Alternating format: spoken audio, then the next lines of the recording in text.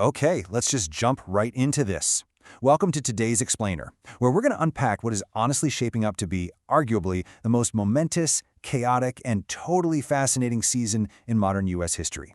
We are talking about the summer of 2026. Now, we are looking at a colossal collision of events here. On one hand, the United States is hosting the World Cup, literally the biggest sporting event on the planet. And on the exact same timeline, the nation is throwing itself a massive 250th birthday party. But behind all the fireworks and the roaring stadiums, there's a really complex economic reality that we need to uncover together, because it is going to dictate exactly how much this incredible summer actually costs you. So here is our roadmap for today. We'll kick things off with the ultimate American summer, then dive straight into the World Cup dream and the 250th birthday party. But we won't just stop at the celebrations. We're going to pivot into an economic reality check, look closely at the affordability divide, and finish up with the high stakes and high hopes of this really unique moment in time. All right, part one, the ultimate American summer, 250 years and the world's game. It really makes you wonder, right? What actually happens when a 250th birthday totally collides with the world's biggest sporting event? We're going to have multiple host cities welcoming millions of international tourists for the World Cup right at the exact moment domestic travel peaks for the semi-quincentennial. It is going to be a logistical, cultural, and emotional pressure cooker. Section 2, the World Cup dream. Can the U.S. men's national team make history? Just listen to the raw emotion from former national team player Eric Wynalda. Now, Wynalda has historically been pretty critical of the American youth soccer structure.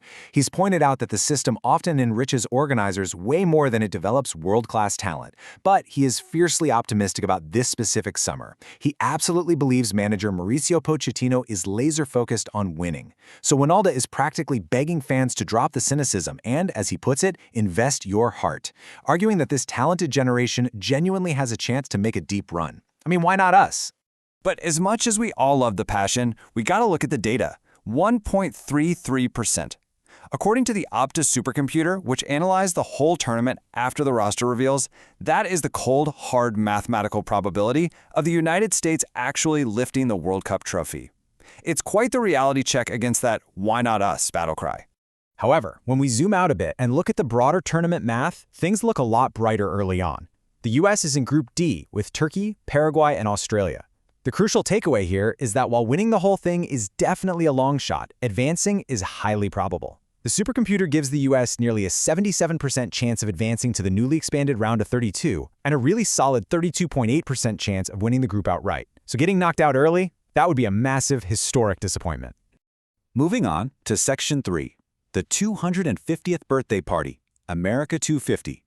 The goal for the America 250 Foundation is honestly staggering. They want to engage all 350 million Americans. To pull that off, they're pushing several massive initiatives.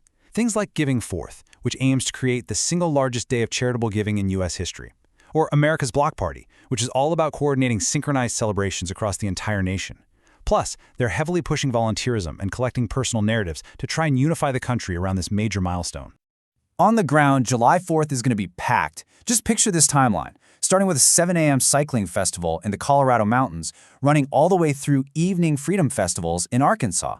The sheer volume of coordinated events is going to be incredible. It's totally designed to be a coast-to-coast celebration of American history and unity. Which brings us to Section 4, the economic reality check. Who is actually paying for this? Well, we find our first clue from The Guardian. They recently noted that a 4-figure get-in point for stadium seats could seriously alter morale. Basically, it's going to be an incredibly expensive summer. And that extravagant cost of admission is honestly the perfect lens for us to examine the underlying economy right now, an economy which is, quite frankly, locked in a giant tug-of-war. On the surface, hey, things look pretty good. Top-line GDP growth is at a robust 2.6%, constantly pulling the economy forward.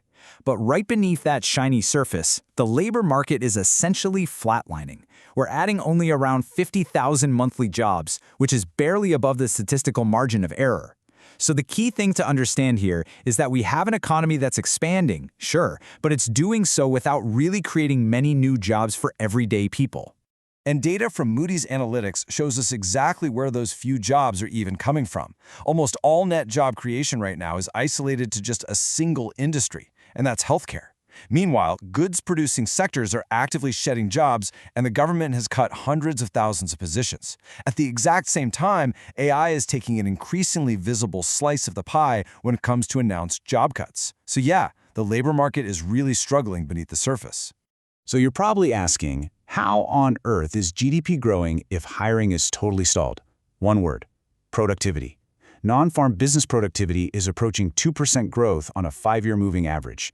This is being driven by huge structural changes since the pandemic.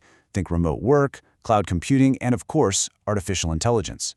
Businesses are simply producing way more output without needing to expand their workforces. It's basically a productivity miracle for the GDP, but it creates a really complex, tough reality for the everyday worker. Section 5. The Affordability Divide. A Tale of Two Economies.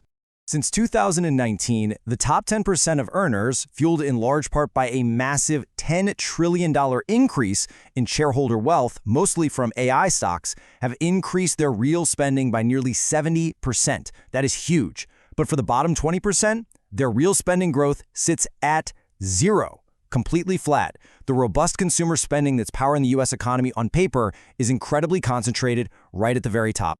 And to make matters worse, the data shows inflation isn't hitting everyone equally. The bottom 40% of households are actually experiencing an inflation rate a quarter percentage point higher than the top 20%.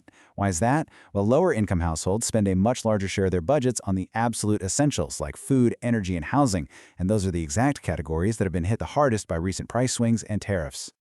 And speaking of housing, we have to talk about the lock-in effect. With current mortgage rates stuck over 6%, new buyers are completely priced out of the market. Meanwhile, existing homeowners, millions of whom are sitting on mortgages with sweet rates under 4%, they absolutely refuse to sell, because buying a new home right now would mean a massive payment shock. This essentially crushes geographic mobility and severely limits housing supply, which just adds even more pressure to middle and lower class families. Finally, Section 6. High Stakes, High Hopes. A summer of miracles? As we look toward July 2026, the nation is getting ready to put its best foot forward on the global stage. We've got a World Cup team carrying the heavy expectation of a Why Not Us miracle, and a sprawling, wildly ambitious 250th birthday party hoping to unite 350 million Americans. But right beneath all these celebrations lies an economy propped up by top-tier wealth and rapid AI productivity, while everyday middle and lower income families are dealing with flat wages, stubborn inflation, and a totally frozen housing market. So I want to leave you with this to think about.